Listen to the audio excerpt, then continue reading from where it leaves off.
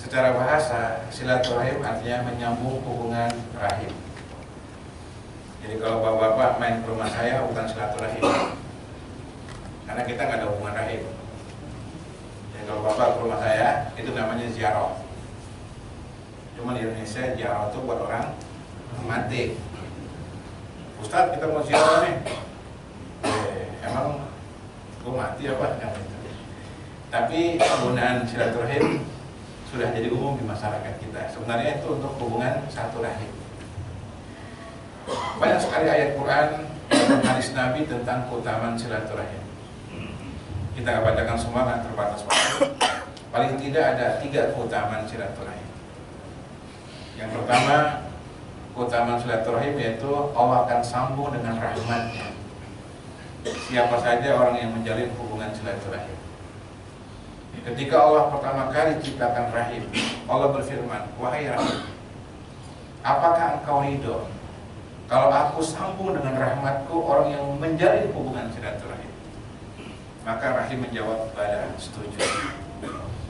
Jadi yang pertama, keutamaan silaturahim, siapa saja yang rajin silaturahim, Allah akan rahmati dia. Hidupnya tenang, apalagi kalau nyender lebih tenang lagi. Jadi pertama doang ya, lihat, wah ustadznya gede ya, lama-lama kecil terus pakai AC ya kan. Mudah-mudahan Allah pun orang-orang yang nyender. Amin. Katanya anak-anaknya dia tuh. Jadi rahmat itu luas. Punya anak soleh, istri soleha, punya rezeki yang halal, ini rahmat Allah Subhanahu wa Ta'ala yang sekarang ini sedang kita cari di bulan Ramadan. Yang kedua, manfaat silaturahim yaitu Allah akan bukakan pintu-pintu rezeki. Jadi siapa saja yang senantiasa menjalin hubungan rahim, pintu rezekinya akan dibuka. Makanya kalau silaturahim jangan hitung-hitungan biaya. Kalau saya kunjungi keluarga saya, saudara saya, itu naik pesawatnya saja berapa? Itu sendiri, belum dengan keluarga, belum nanti bawa oleh-olehnya. Wah, rugi saya. Kalau saya silaturahim, toko saya tutup, omset saya sehari sekian, rugi saya. Cepat atau lambat orang yang rajin silaturahim Allah akan ganti dengan yang lebih baik. Nanti Ramadan nih kesempatan silaturahim. Jadi bukan ke kuburan sebenarnya, keliru. Yang hidup, paman, bibi, kunjungi, ambil bawa bingkisan, plus ustadznya juga. Ya, khususnya yang ngajak ini. Ya, apa kayak bawa Samsung Note 4 kayak gitu ya. Yang ketiga, manfaat silaturahim yaitu memanjangkan umur. Siapa saja yang rajin silaturahim, umurnya Allah panjangkan dari jatah umur yang sebelumnya. Jadi yang dimaksud panjangkan umur bukan sampai bongkok, bukan. Yaitu umpamanya dia jatah umurnya 40 tahun. Dengan rajin silaturahim umurnya jadi lebih dari 40 tahun. Ini bagian daripada keutamaan silaturahim. Para ulama menjelaskan bahwa hukum silaturahim bermacam-macam. Ada yang wajib, ada yang sunnah, ada yang mubah, ada yang makruh, dan ada yang haram. Perhatikan yang nyender, yang belum tidur. Jadi ada 5 hukum silaturahim. Belum puasa udah nyender duluan. Ya, nanti VIP tuh nyender, Ramadan dikit masa kapling ya. Yang pertama, silaturahim hukumnya wajib. Yaitu silaturahim asalnya silaturahim. Kepada siapa yang wajib? Kepada keluarga bapak kita dan keluarga ibu kita.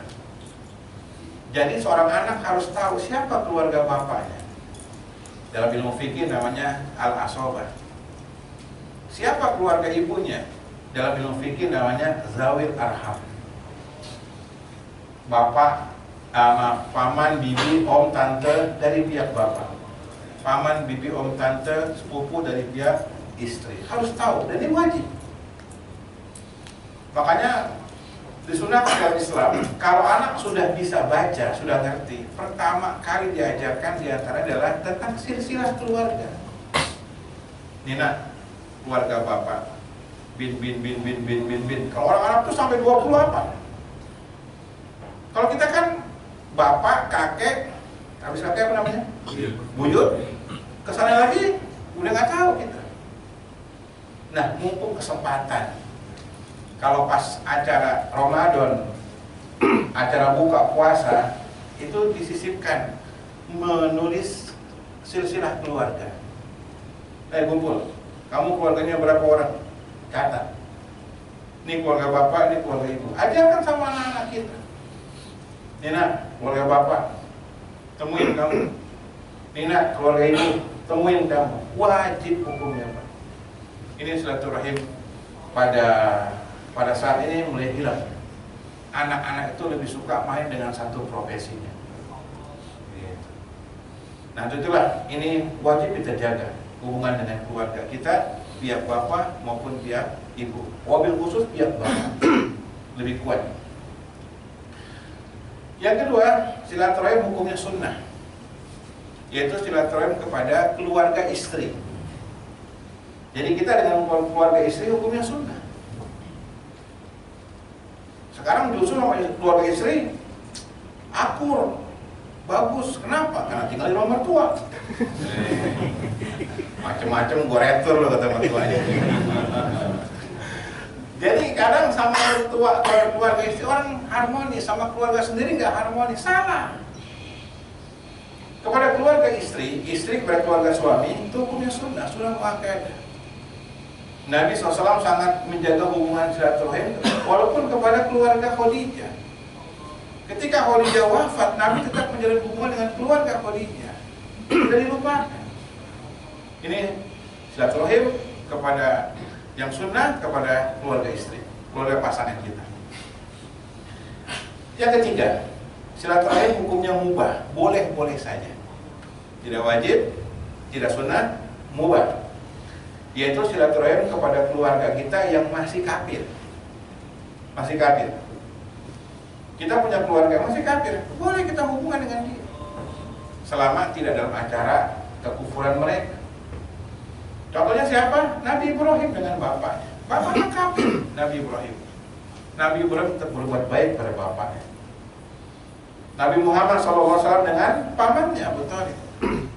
Nabi tetap berbuat baik pada pamannya sekalipun pamannya masih kufur. Demikian Asma, anaknya Abu Bakar. Ketika Asma tanya pada Nabi, ya Rasul, ibu saya datang dari Mekah. Abu Bakar awalnya istrinya masih kafir. Ketika istrinya hijrah ke Madinah masih kafir. Kemudian baru masuk Islam. Anaknya Asma Islam duluan. Datang pada Nabi, Rasul, ibu saya yang kafir itu mau datang nemuin saya. Boleh nggak saya berbuat baik sama ibu saya yang masih kafir itu? Dan Nabi, kamu tetap berbuat baik sama ibu kamu. Berarti berbuat baik, menjalin hubungan rahim dengan keluarga yang kafir tetap boleh. Yang keempat, silaturahim hukumnya makruh, yaitu silaturahim kepada keluarga yang berpotensi membuat kita berbuat dosa. Kalau kita namanya pandang togel, ya, main judi. Kalau kita datang nemuin dia, khawatir kita ikut masang. Lu mau masakannya menang bisa umroh lo. Benar ngajarin menang bisa umroh gitu. Mudah-mudahan buat DP haji nih menang nih kalau dapet nih. Kagak boleh. Kita punya keluarganya itu bandar narkoba. Kalau kita khawatir ketemu dia nanti kita terpengaruh dengan kejahatannya itu. Kita punya keluarga dukun. Kalau kita ke sana terpengaruh dengan pemikiran perdukunannya, boleh kita nggak jauhi, bahkan utama, karena menjaga agama lebih tinggi daripada silaturahim. Makruh. Yang kelima, silaturahim haram, yaitu silaturahim kepada keluarga kita yang murtad. Tadi ini Islam, kemudian pindah agama. Kalau pindah kantor sih nggak apa-apa Pak ya. Dipindah agama. Karena konsekuensi pindah agama, hubungannya banyak yang putus. Hubungan nikah putus, hubungan perwalian putus, hubungan waris putus. Untuk itulah kita haram kalau dia murtad. Kecuali kalau kita datang bisa mendakwahi dia kembali ke Islam. Di zaman sekarang ini banyak orang pindah agama, tipis iman.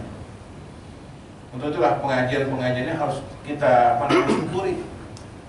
Panitianya sudah berusaha mengundang ustadznya dari Bekasi jauh lagi. Maka udah datang zamannya tidur juga. Waduh. Terlalu. Ya kan? Kata Bang Haji bilang terlalu. Nah, ini jadi haram zaman sekalian. Kalau silaturahim kepada keluarga yang sudah murtad, putus sampai dia mau kembali kepada Islam kembali. Nah, ini hukum silaturahim. Kemudian para ulama menjelaskan tentang media silaturahim.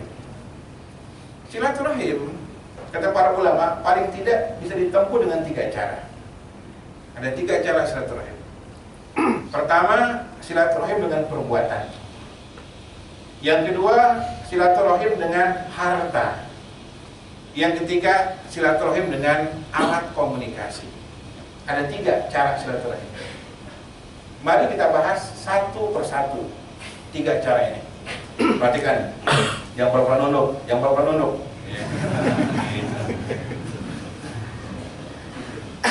Yang pertama, silaturahim dengan perbuatan. Silaturahim dengan perbuatan terbagi menjadi beberapa macam. Yang pertama, yaitu silaturahim mengunjungi keluarga murni karena faktor kecintaan. Datangi kakak, datangi adik, paman, bibi, ponakan, sepupu, murni karena kita saling mencintai. Karena banyak orang silaturahim motivasinya pinjam duit. Tumben lu datang lah, pinjam duit ya. Atau nawarin barang. Nah, ini silaturahim yang paling tinggi murni karena hubungan kecintaan dengan adik, dengan kakak, keluarga harus dijaga. Yang kedua, silaturahim dengan perbuatan yaitu islahu dzatil banin, mendamaikan keluarga. Jadi kalau kita punya adik, rumah tangganya nggak akur, ribut terus, yang berhak mendamaikan dia keluarga itu sendiri. Apakah kita kakak dari pihak suami atau kakak dari pihak istri, ikut campur, wajib ikut campur. Yang nggak boleh memihak. Ada apa? Kamu baru nikah kok udah ribut? Baru seminggu ribut. Sebagai kakak berhak mendamaikan. Makanya kalau ngaji jangan tidur, ribut tuh rumah tangga. Kakaknya kan, kakaknya ustaz semuanya.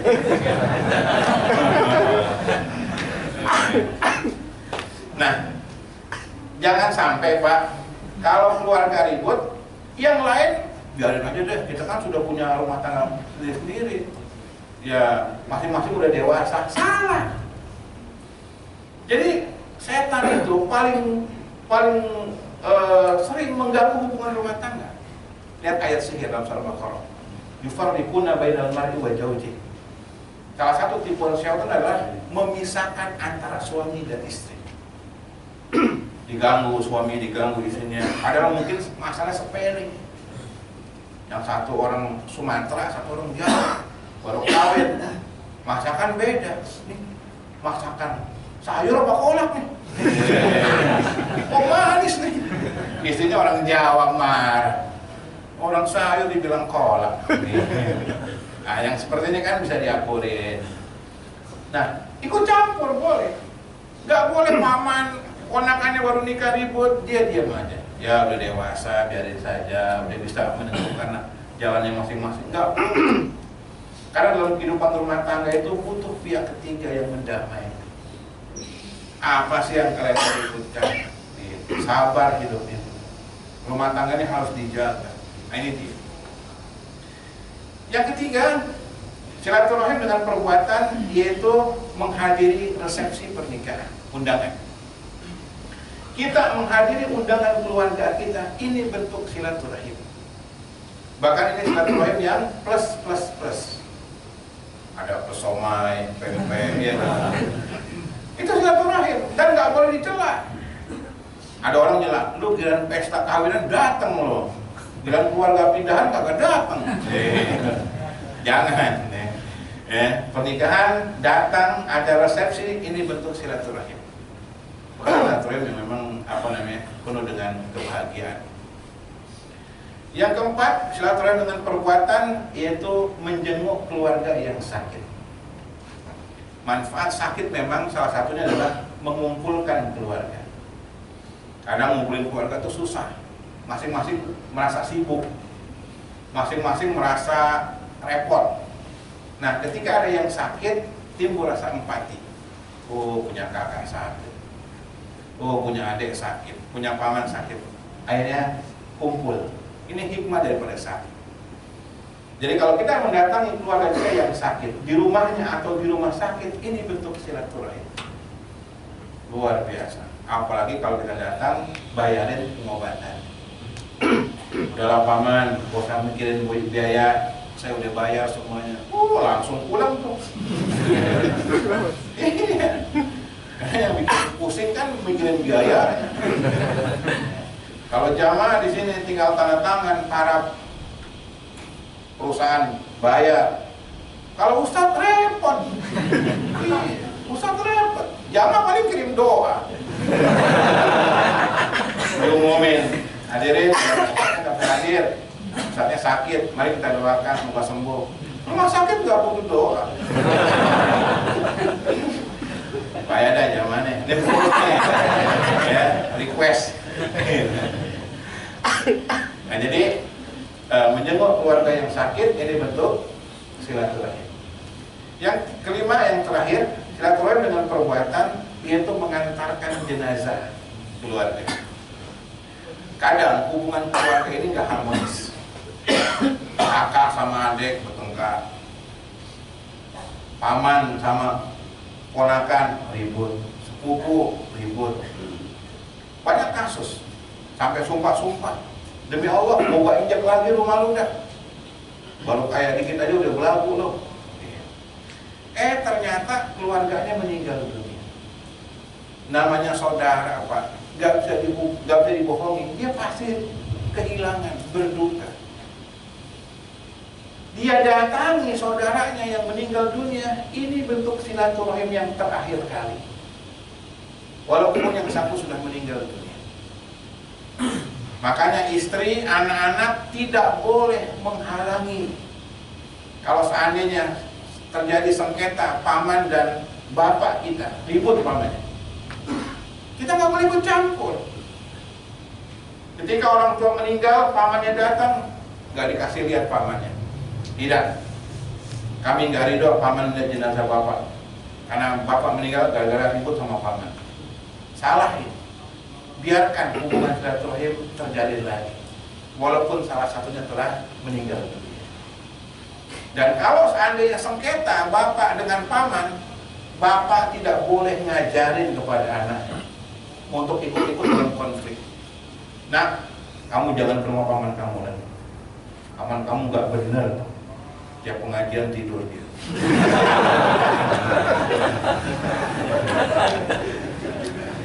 Jadi anak yang diajarin, ya kan? Ya. Ini dia. Ini kena SP nih. Habis ceramah kena SP nih. Jangan pakai lagi tuh ustadznya.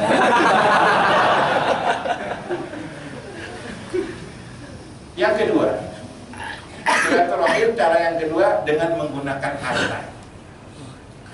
Kalau kita nggak mampu silaturahim dengan ketemu karena jaraknya jauh, karena umur sudah sepuh, maka bisa menggunakan harta. Silaturahim dengan harta itu terbagi lagi menjadi beberapa bagian. Ini kalau selesai pada lupa nih. Tapi jangan lebih canggih. Ya, di sini dihidupin nih bluetoothnya nih. Corek dikit hidup. Nah, makanya yang nyender-nyender tuh bluetoothnya hidup tuh.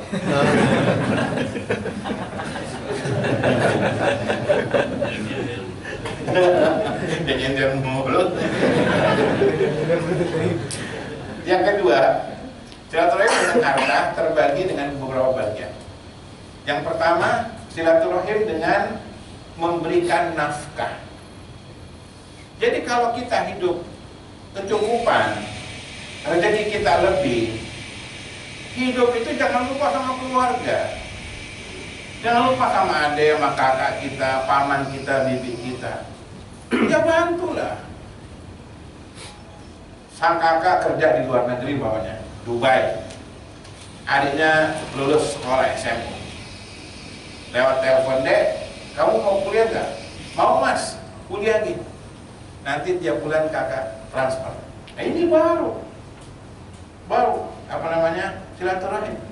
Walaupun tidak ketemu, tepat berjauhan, tiap bulan transfernya datang, ini silaturahim. Silaturahim baru hebat. Ya nyari nggak apa-apa ya kan. Nah ini contoh. Sekarang orang punya duit banyak, bingung dia buat apa. Yang terbaik bantu keluarga. "Mas, tinggal di mana mas?" "Kampung Pulau." "Banjir dong mas." "Ya, mata kaki, tapi lantai 2. "Ya udah mas, cari rumah ge, nanti saya bayarin tiap bulannya." Ini contoh. Jadi bapak-bapak, mohon maaf saya harus fair. Banyak orang begitu udah sukses, dia lupain sama keluarga. Karena seringkali orang itu kaya itu sukses berkat doa keluarga. Kadang adiknya didoain sama kakaknya, "Dek, semoga kamu besok jadi orang sukses, berhasil." Udah berhasil, lupa sama keluarganya, lupa sama kakaknya, lupa sama pamannya yang dulu yang menjaga dia, dulu yang ngerawat dia. Ini dia. Jadi kalau Allah kasih kita kelebihan rezeki, kalau Allah kasih kita kelebihan materi, jangan lupa sama keluarga. Yang kedua, silaturahim dengan harta, yaitu dengan memberikan zakat. Kalau kita bayar zakat, yang berhak terima adalah keluarga kita terdekat, baik zakat harta maupun zakat fitri. Orang bayar zakat, "Mas, saya mau bayar zakat nih, mau terima gak?" "Berapa deh?" 25 juta. 1 miliar. 1 miliar kan zakatnya 25 juta aja gak Pak? 1 miliar. Orang yang punya 1 miliar banyak, alhamdulillah. Biasanya dia nunduk dia. Nunduk dia banyak miliar. Ya sembarangan main nunduk. Jadi yang berhak terima duit zakat itu adalah keluarga kita, paman, bibi, dan nggak harus dipecah. Zakat tuh nggak harus dipecah. Banyak orang zakat dipecah. Kasih fakir miskin, bocah. Kalau memang bisa jadi bulat-bulat, kita punya duit 2 miliar, zakatnya 50 juta, langsung kita kasih. Siapa yang paling nggak mampu? Kasih. "Bi, ada duit zakat nih." Dibuka 50 juta, pingsan langsung. Iya, ini baru saudara. Walaupun jarang ketemu, tapi duit zakatnya sampai, ini silaturahim. Yang ketiga, silaturahim dengan memberikan sodakoh sunnah. Kalau kita nggak bisa memberikan nafkah, kalau kita nggak bisa memberikan zakat, paling tidak sodakoh sunnah. Tatkala kita ada rezeki, kita bantu mereka. Dapat THR, dapat bonus, dan yang lainnya. Kita ingat, mau Ramadan nih, kirimin kurma, kirimin Quran, kirimin kain sarung, kirimin jilbab, mukena buat keluarga. Walaupun nggak ketemu, tapi kiriman paketnya sampai, ini orang senang, dihargai. Orang kadang nggak lihat nilainya Pak, lihat dihargai. Alhamdulillah punya keponakan, walaupun cuma buruh, gaji pas-pasan masih ingat dia sama pamannya. Kirimin kain sarung, berapa sih harga kain sarung? Dikirimin pamannya mukena, berapa sih harga mukena? Tapi orang senang, dihormati. Yang keempat, silaturahim dengan menggunakan harta, ini yang paling penting, yaitu dengan memberikan harta yang berharga, hibah, wakaf, dan yang lainnya. Jamaah sekalian, dengerin nih. Kalau umpamanya orang mempunyai kekayaan yang cukup besar dan harta yang cukup lebih, maka jangan terlalu berpikir anak istri terus. Kebanyakan orang kalau buat anak istri jor-joran dikasih. Nih mah, papa beliin nih Honda Jazz, kasih. Anaknya buat kuliah masing-masing dapat, ya paling enggak yang kecil itu apa? Agia, Ayla, kan itu. Dikasih mobil. Anaknya tanya, kamu mau kuliah gak? Mau pak. Ngambil apa? Kedokteran. Masukin 600 juta. Kuliah sana. Papa masih sanggup. Orang tuh pak, kalau buat anak istri dikasih yang berharga. Tapi kalau buat saudara, gak ada yang berharga. Gak ada yang berharga. Jarang. Jarang ada orang dikasih rumah sama kakaknya. Alhamdulillah punya kakak sukses, hakim konstitusi. Kasih apa namanya rumah. Gak kepikir zaman sekarang. Orang ngasih keluarganya itu yang berharga itu jarang. Dek, kamu punya rumah belum? Belum mas. Saya masih ngontrak. Nih rumah saya nih buat kamu nih. Saya mau pindah lebih bagus lagi. Kasih. Gak ada, gak kepikir. Kalau buat jablay kepikir tuh. Iya, ada orang kaya tuh beli 40 mobil kasih tuh jablay-jablay. Perempuan cewek-cewek. Prostitusi online tuh yang rame itu 80 juta kali goyang. Iya, orang kepikir kalau buat maksiat. Tapi buat keluarga nggak kepikir.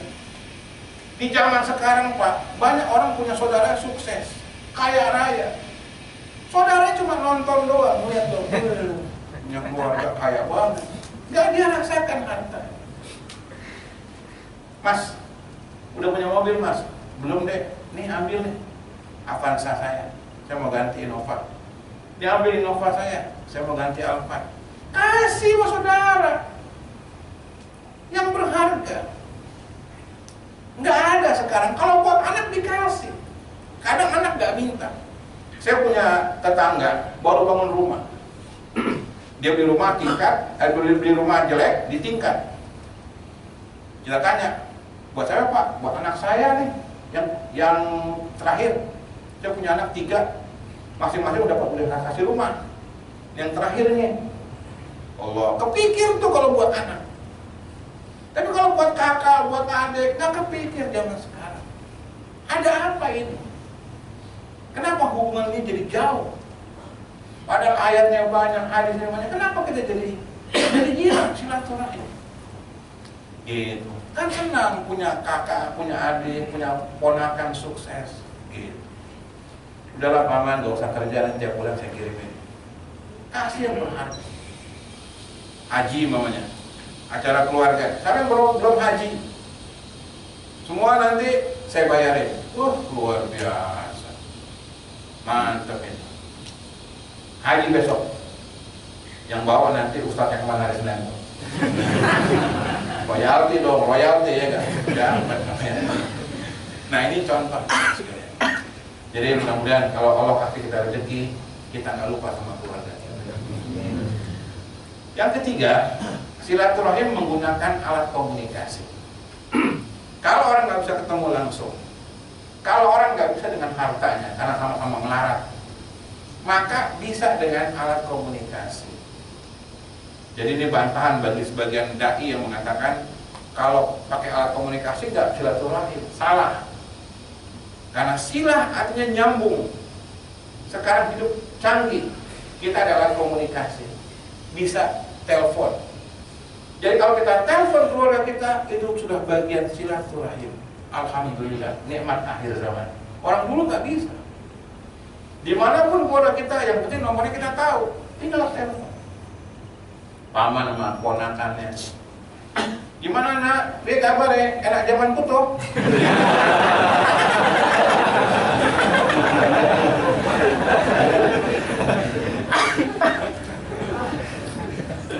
Ada apa namanya? SMS, BBM, apa namanya? WhatsApp. Bahkan ada yang lihat mukanya langsung, Pak. Iya kan? Pakai apa tuh namanya? Video call. Apa namanya programnya ada tuh ya? Tapi handphone yang mahal, bukan Asia. Mahal, ya. Galaxy S6 ya. Atau Sony Z5. Tahu. Nokia keluarin baru tuh, Nokia Ranger namanya. Oppo Find 9, Find 9. Keluar juga itu. Punya konten.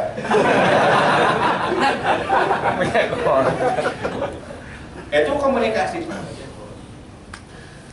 Bahasan terakhir kita adalah tentang dosa memutuskan silaturahim. Nabi SAW dalam hadis Bukhari, la yadkhulul jannah qati', tidak akan masuk surga orang yang memutuskan tali silaturahim. Tidak akan masuk surga orang yang memutuskan tali silaturahim. Nah, ada faktor-faktor yang menyebabkan putusnya silaturahim. Yang pertama, silaturahim terputus karena faktor hasad, iri, dengki. Ini penyakit bahaya laten. Ketika ada keluarga yang sukses, yang lain jadi iri, dengki. Ini fitnah harta. Kok bisa kaya dia? Cuma pegawai negeri, petugas TPU lagi. Jangan kuburan. Kan pegawai negeri itu jangan kuburan. Korupsi batu nisan kali dia tuh. Ya, kalau orang mau kaya mah jalannya banyak. Gak boleh dihasati. Gak boleh kita iri. Yang ada kalau keluarga kita sukses, kaya, berhasil, doain. Barakallahu laka fihi. Semoga Allah berkahi kau dengan hartamu itu. Semoga Allah berkahi kau dengan jabatan ini. Makanya Pak, bilangin sama keluarga kita, kalau acara keluarga, jangan suka pamer-pamer harta. Yang menyebabkan terjadinya hasad itu karena pamer harta. Weh, tunjukin mobilnya bagus karena sukses. Belum tentu, rental boleh jadi itu. Ya, kan? Saya pernah kejadian, ada acara keluarga kumpul semua di wilayah Jakarta sini. Begitu selesai pengajian, ada yang mau tanya, perempuan nanya, emasnya banyak. Kincing. Ada Ustaz. Sehingga yang lainnya, banyak banget mas. Selesai, jawab. Siapa lagi? Dia lagi, tangan kiri. Allah. Nah, kayak kalau ada acara keluarga, kita sama istri, kadang-kadang suka perempuan tuh pamer-pamer harta. Kalau laki-laki enggak, paling pamer cincin doang. Cincin masalah itu, nggak kena zakat, nggak kena pajak kan gitu ya. Nah, ini yang pertama, hasad. Yang kedua, yang menyebabkan putusnya silaturahim adalah faktor bakhil, pelit. Jadi kalau keluarga datang ke tempat kita, harusnya dihormati, diservis, biar dia senang, biar dia betah dengan kita. Jangan datang jauh sampai rumah kita, dibikinin Indomie doang. Ya, Indo, kagak pakai telur lagi. Jauh-jauh dia datang servis. Gitu. Minum apa mas, makan apa mas, gak usah malu-malu. Gitu. Kita keluarga, gitu. Senang dihormati. Kata Nabi, iyyakum waso, fa inna ahlaka man kana qablakum bisu. Hati-hati dengan pelit, karena binasa umat sebelum kalian karena sifat pelit. Jangan pelit. Ya, pulang kasih bingkisan. Ini dia Pak. Karena keluarga udah mau jauh-jauh datang ke tempat kita, ini sudah bagus. Yang keempat, penyebab putusnya silaturahim, ini lagu lama, sengketa warisan. Allahu Akbar. Ini banyak kaum durhaka. Makanya ayat waris lengkap dalam surah An-Nisa ayat 6 sampai 14. Jadi besok Pak Ramadan baca Quran. Karena salahnya kita sekarang menerjemahkan Ramadan bulan puasa, salah. Ramadan itu bukan hanya bulan puasa, tapi bulannya Quran. Kalau puasa semua puasa, nggak ada yang kalah. Paling anak-anak yang kalah. Kalah berapa lu? Kalah 20. Anak-anak ya. Kalau puasa semua kita puasa. Karena bulan Ramadan bulan puasa. Tapi kalau Quran kita hampir jauh dari Quran. Padahal ayat waris jelas dalam surah An-Nisa. Dan Allah mengancam siapa saja yang tidak mau mengikuti hukum Allah dalam masalah waris, Allah akan masukkan ke dalam api jahanam, kekal di dalamnya. Dalam ayat yang ke-14 penutup, wa may ya'sillaha wa rasulahu wa yata'adda hududahu yudkhilhu naran khalidan fiha wa lahu adzabun muhin. Barang siapa yang durhaka kepada Allah dan Rasulnya dan dia melanggar batasan hukum waris yang sudah ditentukan, Allah akan masukkan orang itu ke dalam api jahanam, kekal di dalamnya dan baginya azab yang sangat menghinakan. Ustaz, kita sepakat nih bagi rata. Ini kesepakatan yang salah. Sepakat sama-sama masuk neraka. Iya. Seolah-olah Allah tidak adil. Bagikan dulu, udah dipegang nih jatah kita, baru kita berikan pada keluarga kita yang lain, boleh. Nih, buat kamu aja nih, saya udah kaya. Ya, boleh. Jadi jangan langsung bagi rata, seolah-olah menuduh hukum Allah tidak adil. Hukum Allah pasti adil. Kalau seandainya perempuan dapat separuh, itu karena duitnya utuh. Karena perempuan tidak punya kewajiban menafkahi keluarga. Laki-laki lebih besar dapat waris karena dia punya kewajiban menafkahi keluarga. Nanti duitnya habis. Ya enggak? Pokoknya laki-laki dapat 100 juta. Perempuan dapat 50. Jauh juga Ustaz beda. Perempuan utuh. Laki-laki dapat 100 juta umpamanya, kalau dia kawin umpamanya bayar mas kawin. Mas kawinnya 25 juta. Duitnya tinggal 75. Perempuan kawin dapat mas kawin. Mas kawin 25 juta. Duitnya jadi sama. Jadi kenapa harus enggak kira duit aja, hukum bisa berubah tuh. Yang haram jadi haram. Harus bagi rata, harus sama laki dengan perempuan. Perempuan ngotot kadang-kadang. Oke, mulai habis lebaran, kalau nuntut sama laki dan perempuan gantian. Kalau nikah besok, perempuan yang bayar mas kawin. Mau gak perempuan bayar mas kawin? Nggak mau, rugi luar dalam. Ya. Ini sengketa waris. Terakhir, yang keempat, yang menyebabkan putusnya hubungan silaturahim, ini saya enak-enak harus sebutkan, yaitu karena perilaku istri yang tidak baik. Perilaku sebagai istri yang tidak baik. Banyak perempuan-perempuan itu menganggap kalau duit suami duit dia. Ini nggak benar, salah dalam fikir rumah tangga. Dalam fikir rumah tangga, duit suami yang milik suami, duit istri milik istri. Duit bercampur tuh sumber kisruh keluarga. Duit nggak boleh, harta nggak boleh bercampur, harus pisah. Nantilah kapan-kapan kita bahas ini, jangan kemana-mana. Nah, banyak istri itu ketika suami itu ingin membantu keluarganya harus izin dia. Paling yang kerja suami. Dengerin nih Pak, ya, jangan sampai takut sama istri. Yang takut sama istri boleh keluar boleh. Yang nggak berani-berani. Ya. Jadi banyak suami-suami apa ya? Mau bantu keluarga kagak berani, diam-diam, takut sama istrinya. Salah, itu keluarga dia. Dan dia nggak bisa dipisahin sama keluarganya. Istri bisa pisah loh, talak. Keluarga enggak. Istri harus hormati. Ini banyak suami mau ngasih keluarganya, istri cemberut. Semuanya aja Pak, habisin Pak, semuanya Pak. Gitu. Ngambek dia. Ya, Pak ngambek gak? Apa nih? Habisin aja Pak, gitu. Jangan. Bagaimanapun juga hubungan rahim itu luar biasa. Bapak lihat deh, bapak punya anak, ibu punya anak, ada perempuan nggak sih? Ada ya ibu ya. Ibu dengerin ibu, jangan pernah ngobrol bu. Coba lihat, kita punya anak nih, kakak beradik itu kecil main bareng. Kadang kakaknya nganter naik sepeda adiknya sekolah, dijagain. Kakaknya kalau punya makanan dia sisain buat adiknya. Begitu mereka sudah besar, hidupnya nafsi-nafsi.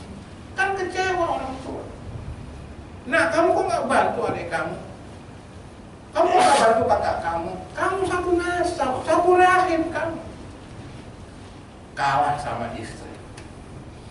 Makanya kalau setor gaji Pak, seperempat aja Pak. Seperempat yang di Jakarta.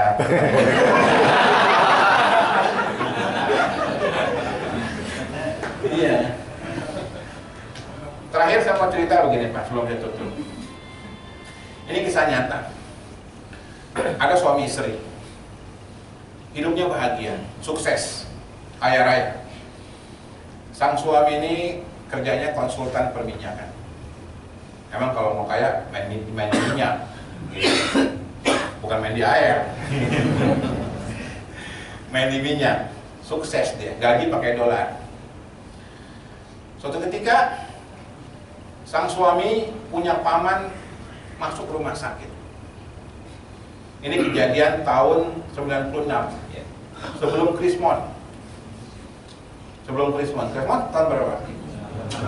98 ya, 97, 98. Ini 96. Ya, masuk rumah sakit, biaya rumah sakit, pamannya dirawat sekian lama, biayanya sampai 300 juta. Tuh, 300 juta dulu tuh Pak. Sekarang berapa tuh? Pokoknya gede deh, gitu ya. Di atas 5 miliar mungkin. Biaya besar segitu, sama sang ponakan ini yang mau sukses dibayarin seorang diri. Bayarin. Awalnya diam-diam, istrinya nggak tahu. Bayarin. Istrinya tahu. Wow, ngamuk, nggak terima. Kenapa harus suaminya yang bayar sendirian biaya rumah sakit paman? Marah. Pak, kenapa mesti papa yang bayar? Kan anaknya juga ada, keponakan yang lain juga banyak. Kenapa mesti papa yang bayar sendirian? Gak terima istrinya. Hampir terjadi perceraian. Akhirnya sang suami dengan sabar bilang kepada istrinya, "Ma, dengarkan baik-baik. Dulu waktu papa masih kuliah, ini paman yang bayarin. Saya kos, saya makan, semua papa yang tanggung biaya kuliah saya. Sampai saya sarjana, sampai saya sukses seperti ini. Ini jasa paman. Wajar toh kalau sekarang paman butuh bantuan, saya bantu untuk balas kebaikan paman saya." Oh, ternyata ada hubungan yang harmonis antara paman dengan ponakannya. Akhirnya istrinya minta maaf. Inilah jemaah sekalian. Kadang kita nggak tahu pasangan hidup kita ini punya hubungan bagus dengan keluarganya. Jangan kita pisahkan. Suami juga nggak boleh menghalangi istri kalau istri baik sama saudaranya. Istri pun tidak boleh menghalangi suami kalau suami ingin baik sama saudaranya. Demikian kurang lebihnya, mohon maaf. Subhanallah wa bihamdika. Assalamualaikum warahmatullahi wabarakatuh.